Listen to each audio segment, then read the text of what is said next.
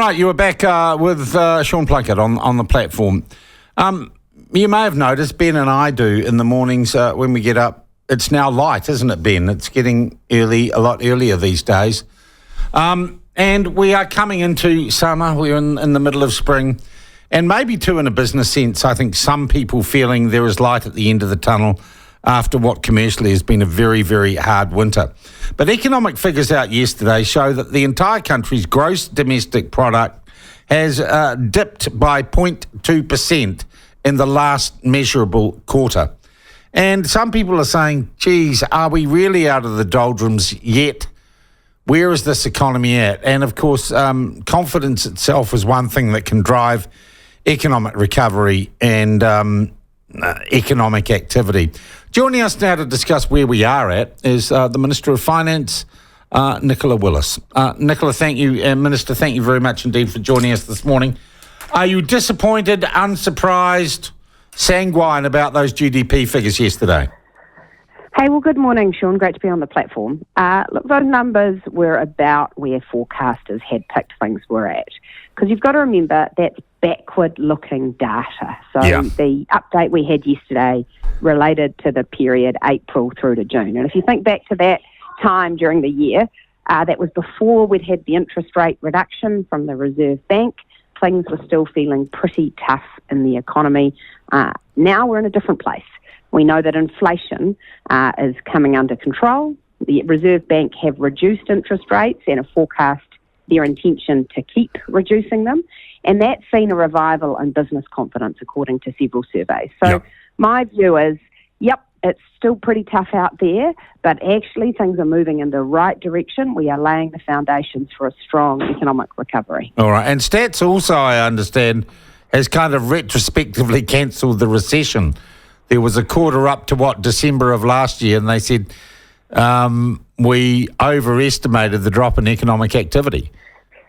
Yeah, look, if you look back over the past 2 years, there's been this pattern of what I would call the numbers just bouncing around the bottom, a little bit positive, a little bit negative, but just really the sense of flatness. And we have had a heck of a time as an economy. We had this massive inflation spike, which led to a significant cost of living crisis following the COVID response. And then interest rates rose really quickly, stayed very high, and things have been very restrictive in our economy. And the data reflects that. There is absolutely no doubt that what New Zealand needs is stability again, low inflation, interest rates coming down, and then we're going to have to focus very hard on how we drive economic growth into the future. And that was my next question, because, let's say we've got some fundamentals that were out of whack, they're coming back into control. Then as a government, I guess you decide what is next. What is our next strategic focus in terms of policy and trying to breathe real life back into the economy?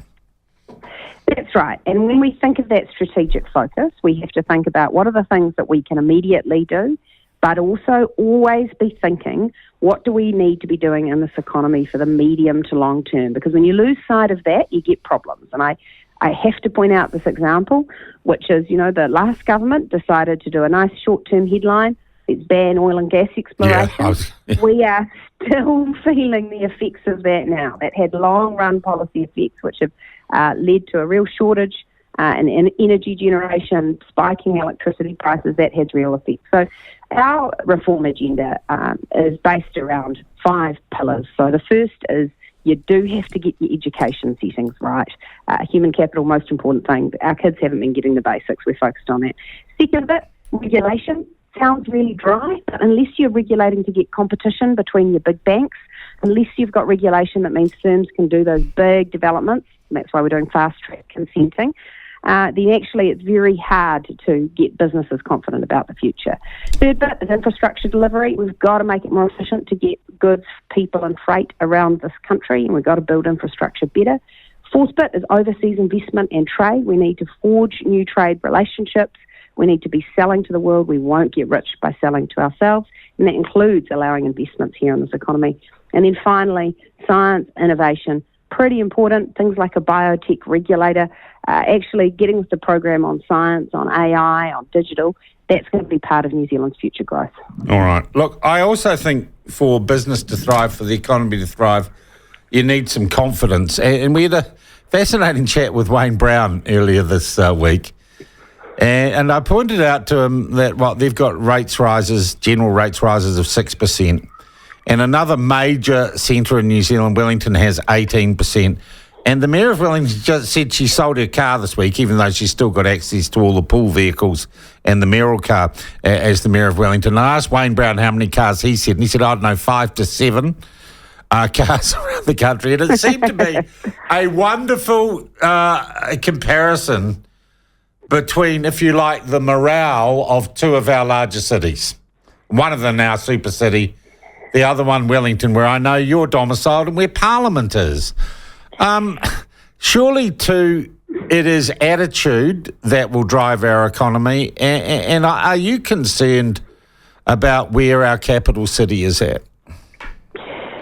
Look, my reflection on Wellington is actually Wellingtonians need to think really hard when they are voting for their city councillors about, am I voting for someone who has the nicest slogans that align with global political movements, or am I voting for someone who's going to be hard-headed about getting pipes built, making sure that rates don't increase too much, and ensuring this is a good place to do business?